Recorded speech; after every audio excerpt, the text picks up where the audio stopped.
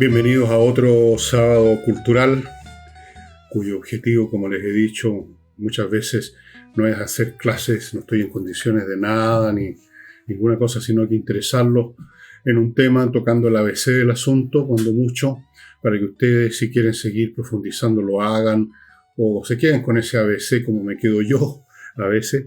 Y de eso se trata, y entretenerlos un rato, qué sé yo, salir de lo cotidiano. Esa es la razón de ser. Y el tema de hoy día tiene que ver con un concepto, una frase que se usa a menudo y a veces no se estudia exactamente qué significa y qué es lo que hay detrás de esa frase, lo del orden mundial. Todo el mundo, por ejemplo, repite, lo cual hasta cierto punto es cierto, pero ya vamos a ver hasta qué punto es cierto. Esto de que el actual orden mundial está desmoronándose y que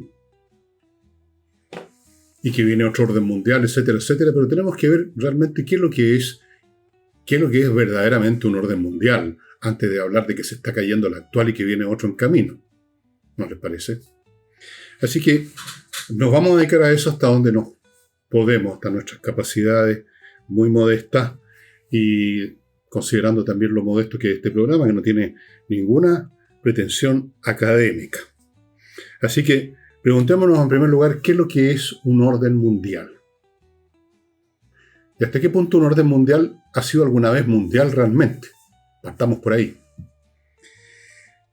Como vamos a tocar esto más adelante, solo una vez registro yo que ha habido más o menos un orden mundial y ha durado no más de 10 o 15 años. Todo lo que ha existido hasta ahora son locales. Los órdenes mundiales en el fondo son órdenes locales, incluso hoy día. Bien, pero sean locales o mundiales, ¿qué es un orden mundial? Es un sistema de relación entre dos o más sociedades que más o menos están en un territorio parecido o están, digamos, en el mismo territorio, en la misma zona del planeta, que están muy relacionados económicamente, a veces también lingüísticamente, culturalmente, pero no necesariamente, y están bajo la supremacía de una metrópoli.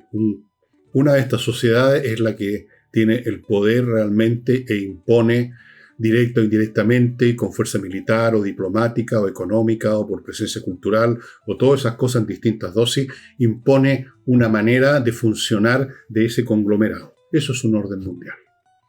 Un orden que es hasta cierto punto orden nada más. En un libro que tengo por acá, que no se me había ocurrido sacar para mostrárselo antes, ¿dónde diablos lo tengo? Bueno, el libro trata de los límites de lo que se llamó y se ha llamado paz romana. Por ahí está, ya ni sé dónde pongo mis propios libros. Paz romana. Se supone que en la época del Imperio Romano todo estaba bajo el control de Roma y por lo tanto existía paz romana, pax romana.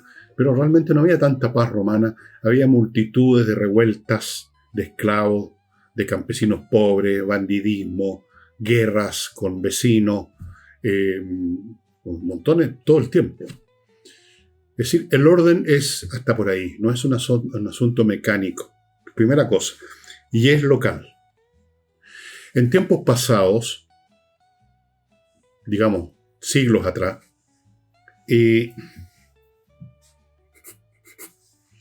era todavía más local, por así decirlo, porque simplemente no había contacto entre distintas zonas del planeta. No se conocía la existencia de América. Punto. Para empezar. De Australia.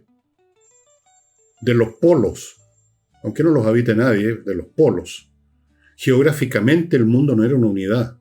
O sea, era una unidad geológica, pero no geográfica. Otros mundos eran relativamente, se sabía que existían, pero el contacto era prácticamente cero.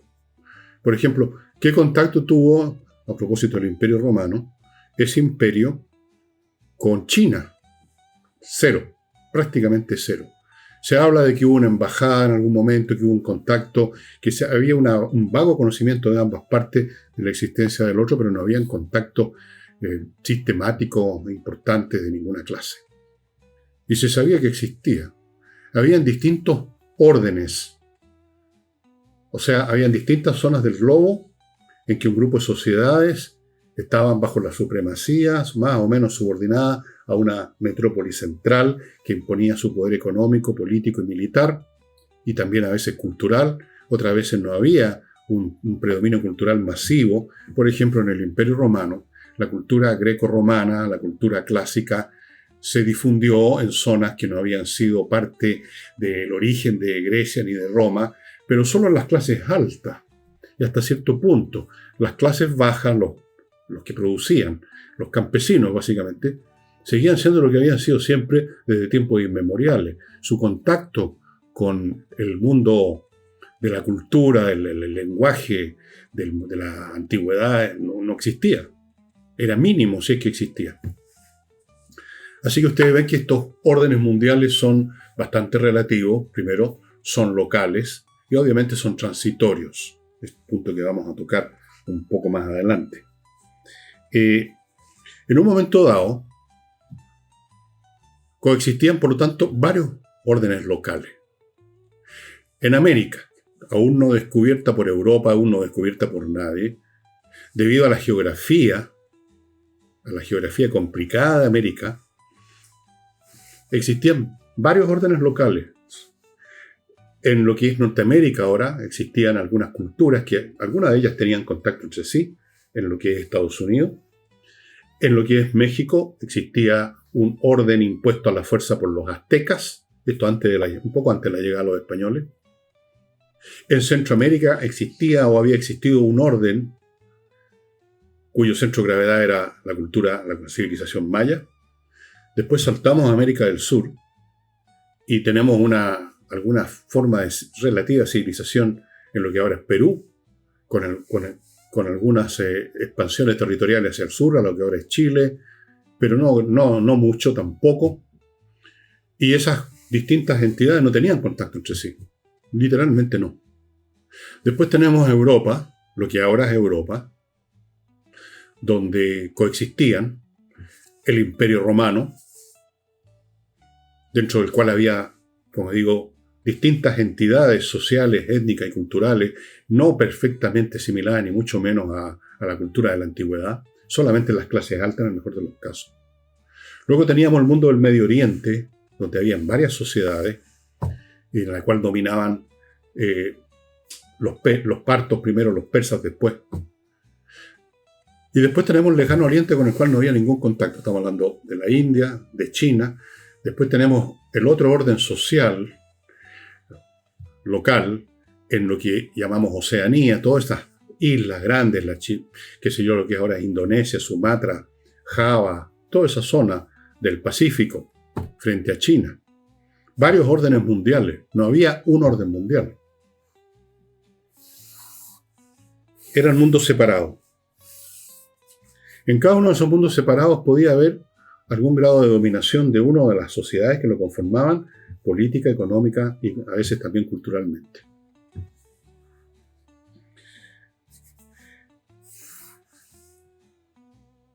Solo en tiempos más modernos, después de la conquista de América, con el desarrollo de las tecnologías que permitieron a los europeos, las exploraciones que llevaron al descubrimiento de América, que llevaron a los europeos a contactarse ya comercialmente con el Oriente de forma directa, con la India, con China mucho menos. En fin, ahí están las exploraciones de los grandes navegantes portugueses, españoles, etc. Después llegan los holandeses también, los ingleses. Empieza a configurarse una imagen en la mente de los contemporáneos de una esfera donde coexisten sociedades distintas, pero eso no era un orden mundial tampoco. Europa competía comercialmente con el imperio turco, que tenía todavía poder, mucho poder de hecho, acababan de conquistar Constantinopla, se enfrentaban a distintos principados en la India, no podían penetrar mucho en la costa, podían poner unos puestos comerciales aquí y allá, no mucho más. Pero con el transcurso del tiempo, Europa, en función de su mayor desarrollo tecnológico, cada vez mayor, cada vez más superior, empieza a expandirse y podríamos decir que en el siglo XIX por lo menos a partir de la segunda mitad, se constituye una globalización de la cual he hablado en algunos programas, que se manifiesta muy fuertemente y también en términos culturales y de todo orden en Europa, en lo que se ha llamado la Belle Époque. Voy a regresar a este orden mundial decimonónico en un momento más, pero antes les voy a recordar algunos de los sponsors que ayudan a hacer posible este programa, estimados amigos, y que además constituyen o productos o servicios que son de utilidades para algunos de ustedes y a veces para todos ustedes. Para algunos de ustedes, si son industriales, necesitan unos galpones para la bodega, para un taller fabril, para muchas cosas distintas, no es llegar y poner unos fierros con un techo de lata, no. Es una cuestión compleja, de acuerdo al fin que usted le quiere dar, de acuerdo al medio ambiente, a la cantidad de viento, los temblores, lo que sea, se requiere hacer bien. Y hay una empresa que se llama Galpones BIM, galponesbim.com, que está conformada por ingenieros, calculistas, que calculan el galpón que usted necesita, en términos no solo de su diseño, de su forma, sino que de su estructura, de su resistencia y sus capacidades. Lo han hecho más de 500 veces en Brasil, en México y en Chile, y están a su disposición para que tenga un galpón confiable, que no va a salir volando con un temporal, que no se va a venir abajo, arriba de la cabeza de la gente. Un galpón calculado. Galponesbim.com. No haga cualquier cosa, amigo. No se entregue a manos de los maestros chasquilla, porque usted ahí está jugando con fuego. Continúo con María y Movéis, que usted ubica en el Instagram María y Movéis Floripá. Es una empresa de corredores de propiedades chilenos, pero que están activos y practicando su profesión en la ciudad de Florianópolis, Brasil, donde se está viviendo un tremendo boom inmobiliario.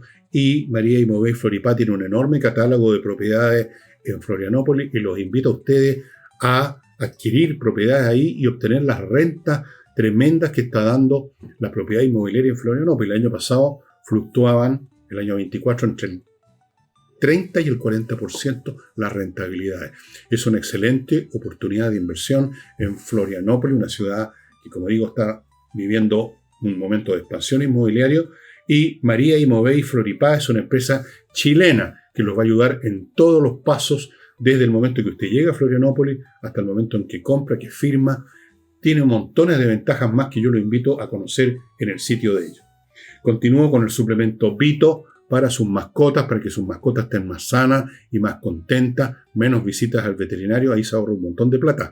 Este es un suplemento que usted agrega al pellet común y corriente, una cucharadita, basta, y las vitaminas, los minerales y todas las demás cosas que trae este suplemento producen ese efecto de mejorar la salud de sus seres queridos, de sus mascotas. ¿Dónde se encuentra? En el sitio del suplemento Vito, vito.cl. Ustedes están viendo los detalles a mi derecha, y también casi todas las mascoterías tienen el producto.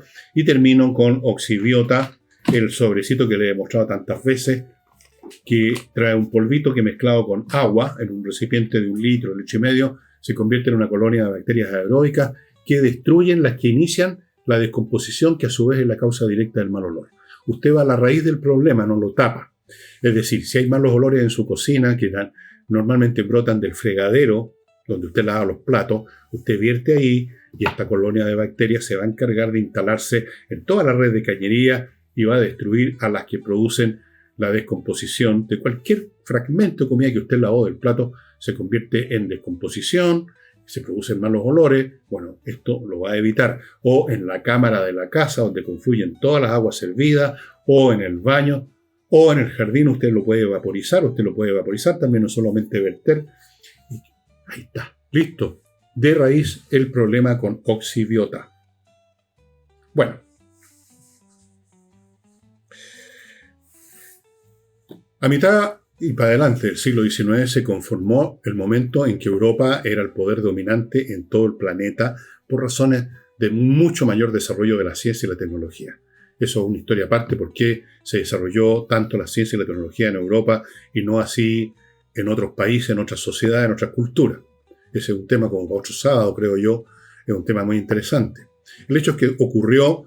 Y Europa, aprovechando su capacidad militar, porque en eso se traduce finalmente la superioridad tecnológica, fue imponiendo su dominio. Los países europeos fueron creando imperios coloniales en África, en Asia, de distintos grados. En algunos casos simplemente forzaban la aceptación en sociedades extranjeras de sus puestos, de sus ciudades, de su comercio.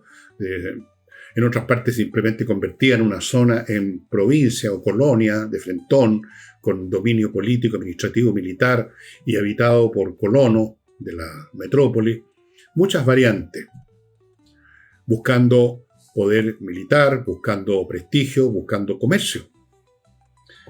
Ese fue el momento de máxima capacidad, expansión y predominio y supremacía, diría yo, de la civilización occidental, encarnada en ese momento por Europa. Estados Unidos estaba creciendo mucho y todo, y ya se asomaba como el próximo gran hegemón, pero todavía era Europa en el siglo XIX.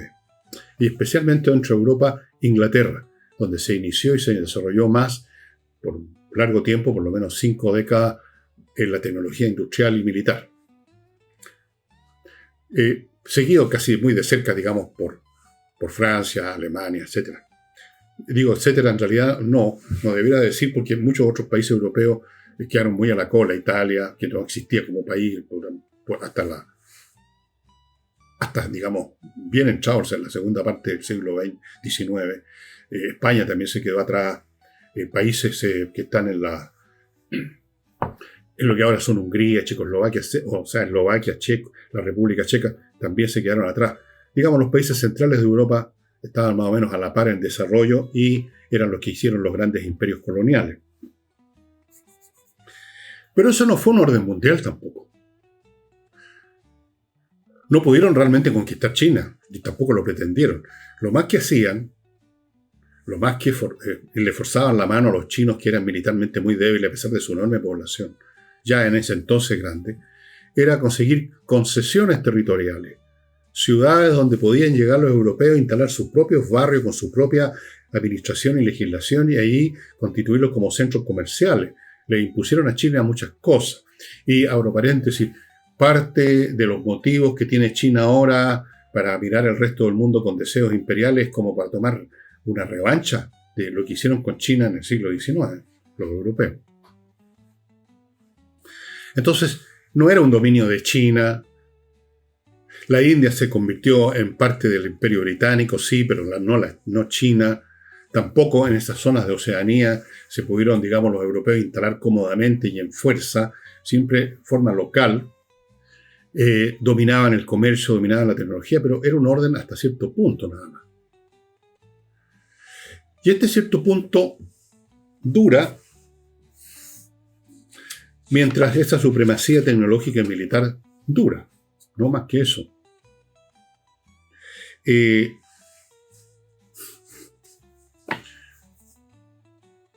Con posterioridad a la Primera Guerra Mundial, se produjo una desintegración, empezó a producirse la desintegración de los imperios coloniales europeos, emergió como el hegemón creciente de Occidente Estados Unidos. Rusia se hundió por la revolución, se aisló y se hundió en sus propios problemas, se separó. Y China y la India, bueno, la India seguía siendo parte, era virreinato, por así decirlo, del Imperio Británico, era parte del Imperio Británico. China seguía en estas concesiones parciales, pero empezaban a derrumbarse, porque en 1911 hubo una revolución en China y se acabó los emperadores, a los cuales habían manduqueado como querían los europeos. Y entonces empiezan a darse condiciones que empiezan a minar poco a poco ese orden basado en el predominio de Europa.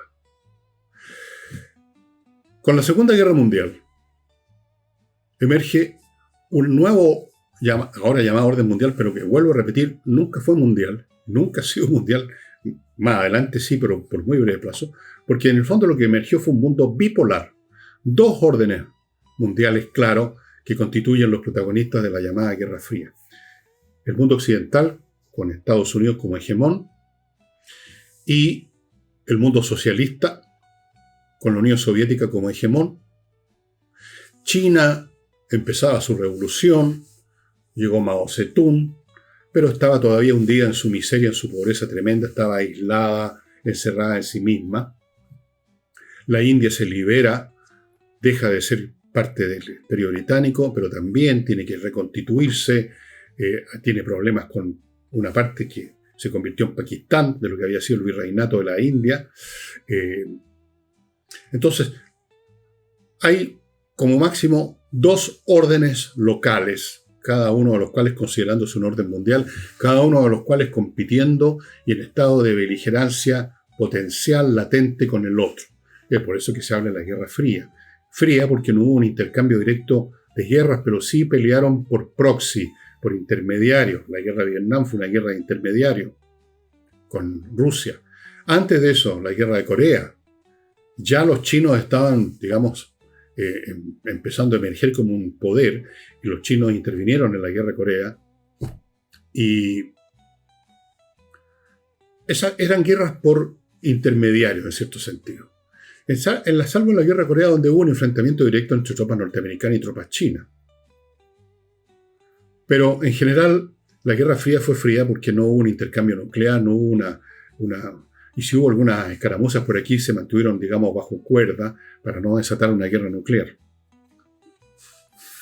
Eso fue después del año 45, y esa es la situación que perduró hasta la caída del mundo socialista, cuando se derrumbó la Unión Soviética y se derrumbaron todos los demás, dejaron de ser socialistas todos los demás países que conformaban, salvo China, pero China nunca fue parte del Imperio Soviético.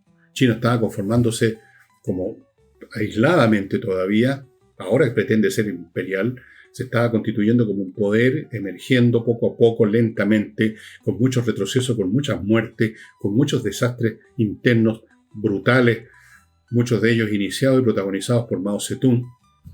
Pero el hecho es que era Estados Unidos y Rusia ese orden. Pero, ¿qué es lo que empezó a deteriorar ese orden? Lo vamos a ver más adelante, porque antes de eso sí ocurre por un momento breve en la historia del mundo que hay uno, no 2, ni 3, ni 4, ni 10 órdenes mundiales, un orden local con pretensiones mundiales, y eso fue cuando se cae la Unión Soviética y Estados Unidos queda como el ganador de la Guerra Fría, y su modelo económico y político, incluso, por lo menos su modelo económico y en parte cultural, incluso se infiltra bastante en Rusia. Se había infiltrado ya de forma muy tremenda en zonas del Oriente, como Japón, después de la Segunda Guerra Mundial. Y por un momento, digamos, a partir del año de finales del siglo XX, para poner una fecha más o menos arbitraria, 1990, aparece un orden mundial, aparece un orden económico donde Estados Unidos manduquea, donde el dólar manda. Las políticas monetarias manejadas, gatilladas por Estados Unidos, mandan. El poder militar norteamericano se hace presente en todas partes. Pero no era un orden mundial realmente, como tampoco lo había sido el del Imperio Romano. Era el más grande de los órdenes locales que se han conocido hasta la fecha. Era un orden local muy grande, un orden local con presencia global, pero no era total. Por lo tanto, si no era total, no era un orden, era un predominio, era una supremacía, con grados distintos según la zona. Supremacía muy grande en Occidente, presencia importante en zonas más al oriente, alguna influencia y presencia o neutralización al menos de lo que había sido la Unión Soviética, pero eso por un tiempo. Yo diría que si le ponemos como fecha de inicio a esa primera vez en la historia humana de un orden mundial, que en el fondo era, como digo, un orden local grande, esto termina, para poner otra fecha, aproximadamente en el 2010. 10, 20 años duró el orden mundial. ¿Y por qué? Es ahí la gran pregunta. Muchos hablan de la decadencia de Estados Unidos, entendiendo quizás un debilitamiento de sus capacidades militares, por ejemplo, tecnológicas, para empezar a hablar fuera de las rupturas de consensos culturales dentro de Estados Unidos que han ocurrido efectivamente. Pero no es ese el punto, estimado amigo. Si uno compara en términos absolutos el poder tecnológico y militar de Estados Unidos de hoy con el poder tecnológico y militar que tenía Estados Unidos, pongamos, en 1950, el de ahora es infinitamente superior. Lo que pasa es que el poder de otros también ha crecido. El poder siempre es una relación, no es algo absoluto, no es lo que yo simplemente tengo, sino cómo se compara lo que yo tengo con lo que tiene el otro, sobre todo si el otro es un adversario. Entonces, el hecho de que se esté tambaleando el orden local que por 10 o 20 años impuso Estados Unidos con pretensiones de orden global, mundial, fue el periodo en que Fukuyama escribió El fin de la historia, por ejemplo. Inspirado un poco por este clima que existía de que se acabó esta cuestión, se acabó la Guerra Fría, Estados Unidos salió como vencedor, la cultura, el modelo de vida, el afán de consumir, los productos norteamericanos, occidentales en general, incluyamos los europeos, son los que dominan, todo el mundo quiere tener el iPhone, todo el mundo quiere comprarse un auto, todo el mundo quiere ver cereales, todo el mundo, digamos, se viste como los norteamericanos, quieren comprar blue jeans, en fin, millones de cosas. Ese fue el momento culminante del predominio del orden local cuyo hegemón era Estados Unidos. Pero, como ocurre siempre en la historia, hay procesos de acumulación, hay procesos de transformación de las relaciones mutuas y Estados Unidos se encuentra en una situación absolutamente distinta, no porque se haya debilitado, insisto que su poder militar medido en términos de número, por así decirlo, y calidad de su armamento es muy superior al que tenían en 1950, pero muy superior, en todo sentido. Es incomparable, pero creció el poder de China enormemente.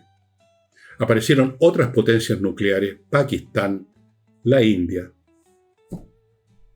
Bueno, en Occidente también tenían poder y tienen poder nuclear Gran Bretaña y Francia. Apareció ahora Corea del Norte también con poderío nuclear. Aparecieron no solo estados con más poder, porque la tecnología creció, se expandió, el mundo se enriqueció en general en recursos y creció en población, y eso cambia todos los parámetros. Cambiando las cantidades, cambian las calidades, las cualidades, cambian las relaciones. Antes de continuar con esto, estimados amigos, permítanme contarles de otras oportunidades de inversión que usted puede tener, que usted tiene en este momento, si usted quiere invertir en algo realmente cototudo.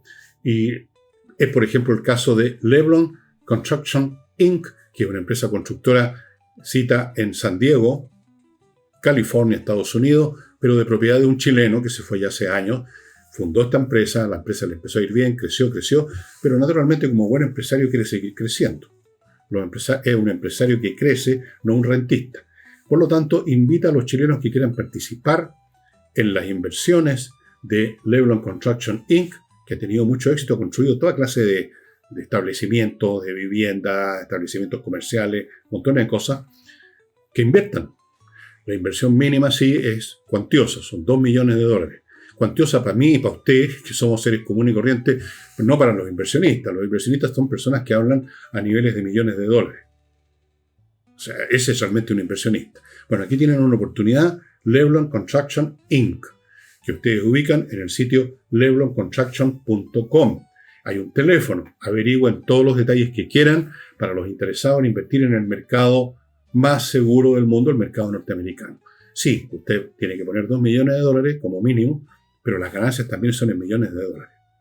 La economía norteamericana, incluso cuando hablan de que está con problemas, que la inflación, igual es una entidad increíblemente dinámica. Tiene un mercado inmenso. Y ahí está el caso de Leblon Construction Inc. Continúo ahora con el arquitecto Diego Sándor. Este es otro chileno, pero es arquitecto, no es inversionista, que trabaja en la zona de la región de los lagos para construir o remodelar con el estilo, con el talento que ustedes han podido aquilatar en las fotos que mostramos permanentemente de algunas de sus cosas y que yo conozco además por dentro porque he pernoctado, he estado varios días en alguna de esas casas y son realmente hermosas por dentro, por fuera, están bien sintonizadas con el entorno, pero no solamente son hermosas, interesantes en el diseño, son cómodas, son funcionales, funcionan bien, están bien pensadas. Así que si usted quiere hacer algo bien hecho, incluso una remodelación, pero sobre todo una construcción, si usted compró un terreno en el sur, como ha hecho tanta gente, póngase en contacto con Diego Sándor en los contactos que aparecen a mi derecha. Continúo con Marketing Industrial, mki.cl. Marketing Industrial es una empresa que hace un marketing para industria que va mucho más allá simplemente de inventar un anuncio, un jingle, un video. No, hace marketing. No solo hace conocer un producto, sino que lo promueve para que el que conoce su producto además lo compre. Si esa es la idea, ¿no? Usted quiere vender su producto o su servicio. Marketing industrial es para eso. Hace todo lo necesario para que su producto sea comprado, sea adquirido, se convierta en un insumo de otra empresa. Y termino el bloque, amigos, con rosabergamota.cl. Recién me llegó una caja para reponerme los champús que yo uso, el champú muy rico. Rosa Bergamota produce cosas para tocador muy ricas con productos naturales. El champú que les mencioné, acondicionador, fragancias, crema, rolón, todos con productos naturales. Nada de elementos químicos que le puedan fastidiar la piel, el cuero cabelludo, nada. Muy rico. Yo, como tengo una piel más sensible que un bebé, les puedo garantizar que son productos que no producen ningún efecto negativo. Muy rico. Usted los compra en rosabergamota.cl, ya sea de a uno, por digamos el champú o una fragancia, o en una caja vienen distintos surtidos de productos. Y si usted menciona que supo de ellos por este canal, hay un descuento, entiendo que del 10%. ¿Ok? Bueno. Volviendo al tema, el mundo en general, digamos, así en términos generales, se ha enriquecido. El mundo es mucho más rico. Hay mucho más de todo. Y uno lo ve a nivel incluso anecdótico de lo que la gente común y corriente de cualquier país dispone, que antes no disponía. Sí, es una cuestión evidente. De ropa, de artefactos, de tecnología, alimento. Estamos en otra época, una época en que el mundo tiene mucho más recursos. Estos recursos se han difundido por todo el planeta. Hay más gente, además. Países que eran débiles, que eran colonias, con esos productos, con esas tecnologías, con ese conocimiento que ha crecido y se ha expandido, se han hecho ellos mismos fuertes. Entonces ya no están las condiciones para un hegemón que controla una gran zona del planeta, simplemente porque hay otros competidores, o si no son competidores, son lo suficientemente fuertes para impedir o dificultar ser avasallados. Uno lo ve a todo nivel, este fenómeno. No es solamente el tema del crecimiento de China, que ahora es una potencia nuclear, que tiene la flota más grande del mundo, que es la segunda economía más grande del mundo. Después tenemos la India también, que ha crecido muchísimo, ya dejó de ser un país, digamos, donde hay simplemente unos faquires y unos elefantes. Es un país con muchos científicos, ingenieros, productos, industria, hay pobreza, por supuesto, pero es una potencia nuclear además. Tenemos los movimientos políticos y religiosos también, que antes eran un elemento marginal o relativamente marginal, por lo menos a partir del siglo XIX-XX. El islamismo siempre existió, los grupos extremistas islámicos siempre existieron, pero no tenían el poder que tienen ahora. Mucho más grande, mucho más expansivo.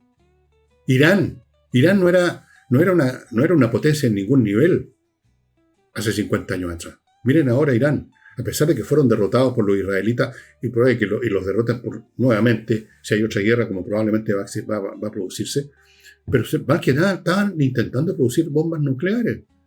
O sea, tiene su científico. O sea, es un país mucho más desarrollado de lo que era hace 50 años. Es un país que cuenta en el mundo. ¿Y para qué hablamos de Rusia? Etcétera. Incluso en América. Brasil, con todos los problemas que tiene, es un país, digamos, que tiene tecnología, que tienen diseños propios de elementos de tecnológicos avanzados. Aviones, por ejemplo, los Embraer son brasileros. Tienen tecnología.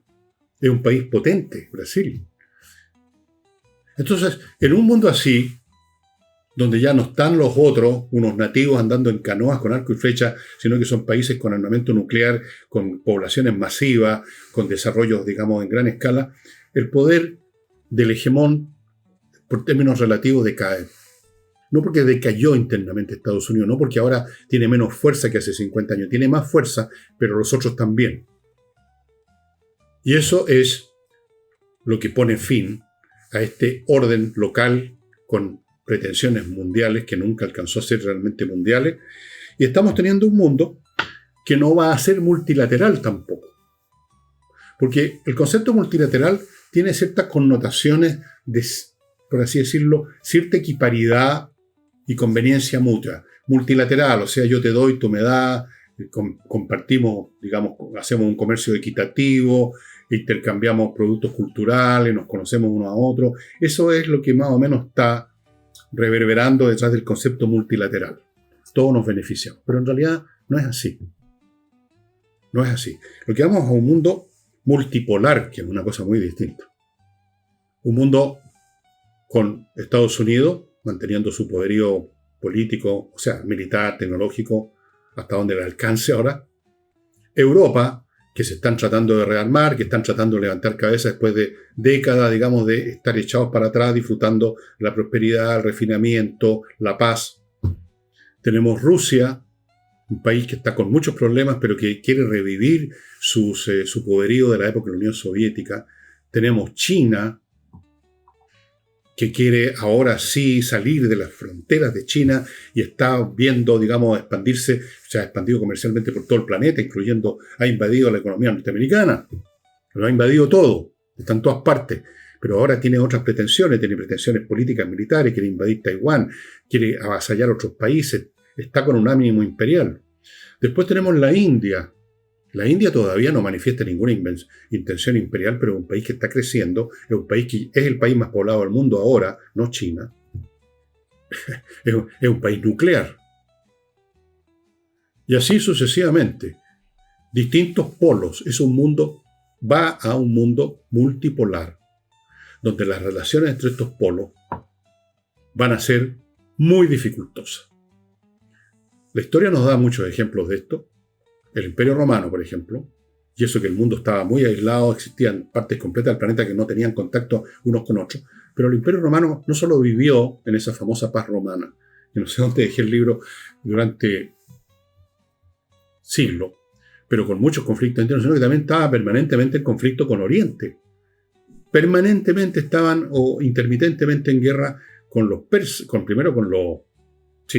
los partos, que son herederos de los persas, después con la dinastía sasánida, todo el tiempo. Todo el tiempo.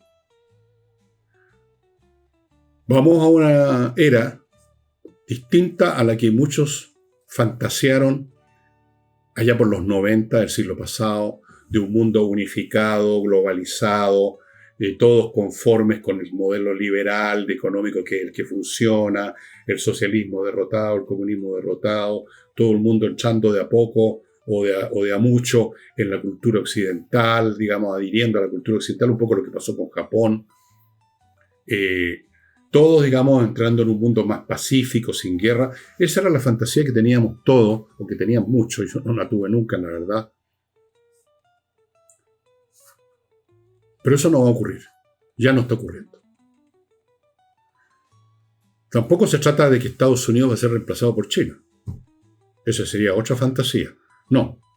Ya no hay posibilidades de que haya un hegemón, y nunca hubo un hegemón, como hemos estado explicando. Siempre hubo órdenes locales.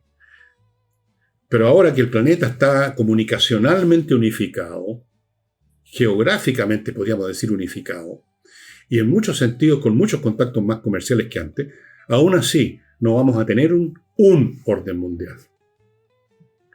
Porque además hay diferencias muy grandes entre las civilizaciones, entre las culturas.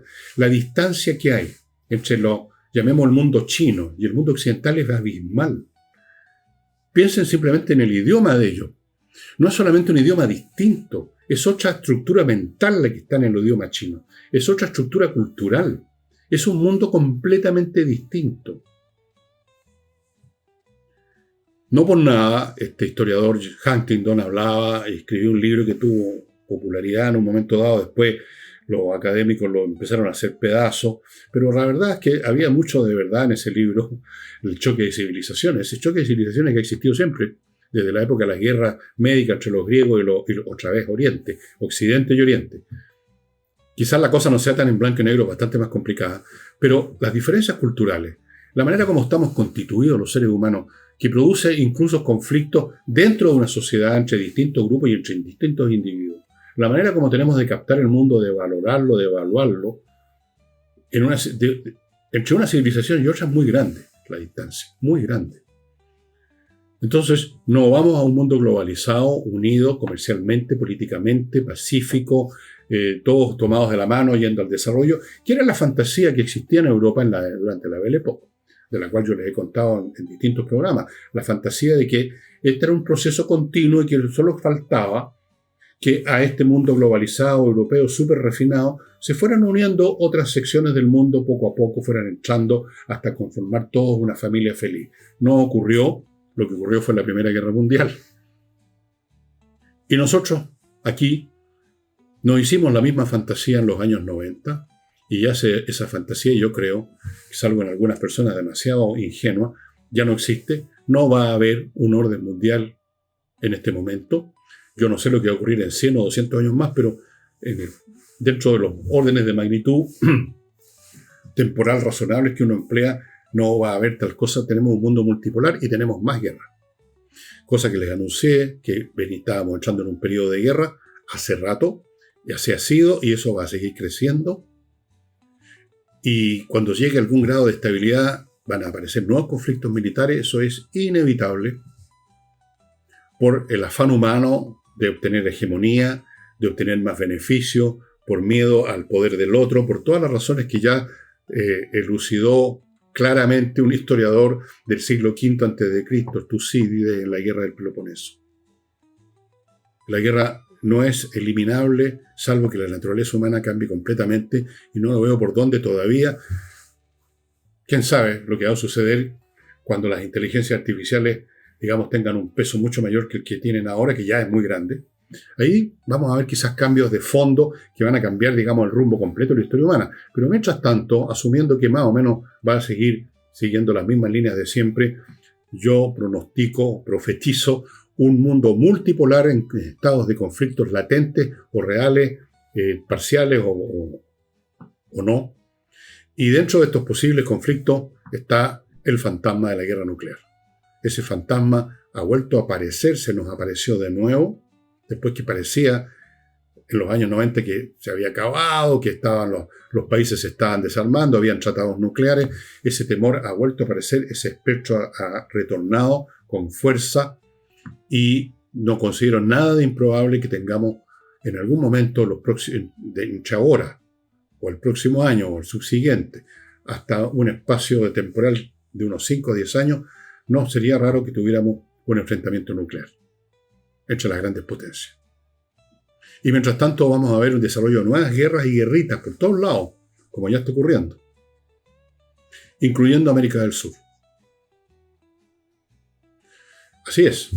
Bueno, estimados amigos, les quiero mostrar, fuera de mis libros, que se los muestro al final, dos libros que más o menos reflejan esto de que, por un lado, las sociedades no funcionan solas, sino que en medio de una red mundial, que no es un orden mundial, pero es una red comercial que en algunas partes es muy intensa y en otras un poco más difusa, pero que siempre ha existido y que de otra forma no se entiende el mundo. Uno de esos libros es este estupendo libro que se llama Europa y la gente sin historia, de Eric Wolf, donde vemos precisamente cómo se crea una malla alrededor de los intereses de Occidente, de Europa, en el siglo XIX, y cómo viene esto de antes, etc. Y resulta entonces que lo que ocurre en Londres tiene que ver también con lo que le está pasando a un nativo en Indonesia que trabaja en una plantación de té.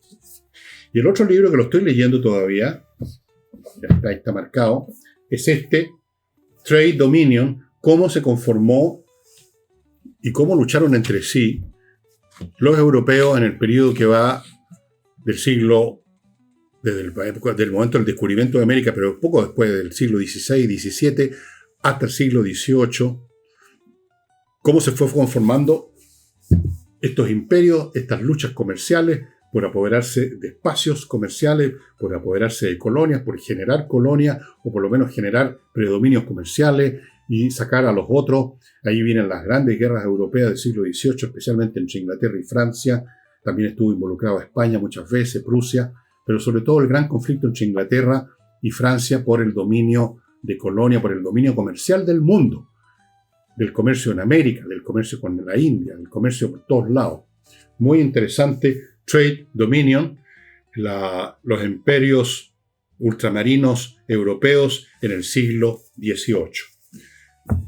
Es bueno leer este tipo de libros porque ahí uno se da cuenta que la historia mundial, aunque no se constituya como órdenes cohesionados, tiene una conexión global, tiene una conexión que va más allá de la frontera de las naciones. La riqueza de una nación tiene que ver con la pobreza o con, qué sé yo, de otra. Y aquí una última observación que quiero hacer, porque en estas cosas es muy fácil caer en el blanco y negro, y cuando se habla de imperios, inmediatamente se imaginan que los imperios son meramente entidades depredadoras de los pobres sometidos. No es así. No es así, no puede ser así, incluso por conveniencia de la metrópoli. Una vez que se configura un imperio, aquellos que están, digamos, subordinados, al menos obtienen el beneficio de la paz, porque se acaban las guerras internas. Lo que pasó, por ejemplo, en el mundo de la antigüedad, cuando Roma se convierte en el imperio de la antigüedad, el gran imperio, las ciudades griegas que se habían pasado guerreando por siglos de los siglos, amén, ya no guerrearon más, porque se convirtieron en provincia de Roma, ya no podían guerrear, ya no tenían autonomía política, no tenían intereses políticos que los llevaran a la guerra con otras ciudades, como había ocurrido durante siglos de historia griega antes que los romanos, digamos, se convirtieran en el hegemón de ese mundo. Y con la paz viene, digamos, mayores facilitaciones. La paz en sí misma es un tremendo bien, pero además facilita el comercio y, digamos, sin eso, a su vez, sin cierta prosperidad de sociedades que ya están en la paz, digamos, el imperio mismo no se puede sostener. Uno no puede sostener un imperio solamente a punta de bayoneta o en este caso a punta de espada de los legionarios. Habían grupos que obtuvieron beneficios de este imperio. Las élites de todas estas zonas conquistadas obtuvieron el beneficio de que, digamos, las posibles revueltas o luchas sociales eran contenidas por Roma y mientras tanto se había creado un enorme ámbito comercial, así que hubo prosperidad. No para todos, pero hubo algún grado de prosperidad, hubo algún grado de beneficio. Lo mismo podemos decir del hegemón norteamericano en Occidente. Estados Unidos no estaba, digamos, simplemente explotando todo el mundo, no, ni mucho menos. Hay un beneficio para Estados Unidos en muchos sentidos, pero hay beneficio también, ya lo ha habido para todo el mundo occidental. Todos hemos crecido, todos crecimos en los buenos años de expansión del comercio después de la caída del muro de Berlín, sobre todo el principio del siglo XX. La historia nuestra política, la concertación y todo lo que vivimos en esos años se explica por este cambio, por esta situación mundial de comercio ampliado, multiplicado por 10, por 100. Así que los imperios no son meramente mecanismos de explotación. Eso es una manera muy simplista de ver las cosas. Bueno, amigos, solamente termino recordándoles estos libros que están en elvillegas.cl/tienda. Ya les he hablado de ellos, así que no me repito. Y les recuerdo que tengo un sitio donde usted puede entrar para inscribirse y recibir todos los días un mail que no le cuesta un peso con distintos tipos de materiales que se me ocurren en ese momento. Es elvillegas.cl/correo. Entran ahí, ponen su nombre, su dirección de correo y eso es todo, no tienen que pagar ni un peso y van a recibir mails de todo tipo de cosas que se me ocurren en el día, que pueden ser interesantes o entretenidas por último. Y son mails cortos, son unas cosas que leen en un minuto o dos, cuanto mucho. Así es que eso, estimados. Y bueno, la próxima semana y la subsiguiente voy a estar sin Nicole, acompañándome los martes y jueves. Ella está viajando. Pero bueno, haremos lo que podamos para reemplazar a Nicole. Si es que es reemplazable realmente. En una de esas es irreemplazable y punto. Así que ya saben, amigos, vamos a un mundo multipolar con muchas guerras, por mucho tiempo. Muchas gracias y nos estamos viendo mañana con algún personaje o algún hecho histórico extraordinario. Vamos a ver qué se me ocurre para entretenerlo. Nos vemos.